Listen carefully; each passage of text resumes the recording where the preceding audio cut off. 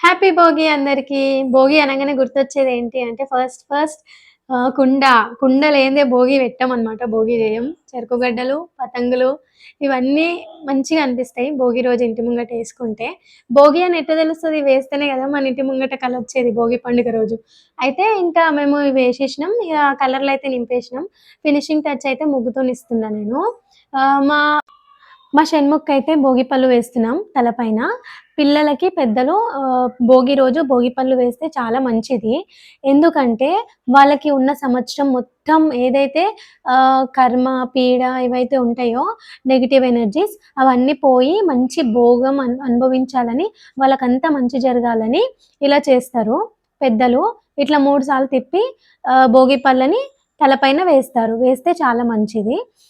ఇందులో ఏమేమి వేస్తారంటే రేక్కాయలు, చెరుకు గడ్డలు, చిల్లర నాణ్యాలు, పువ్వులు ఇవన్నీ కలిపి వేస్తే మంచిదనమాట.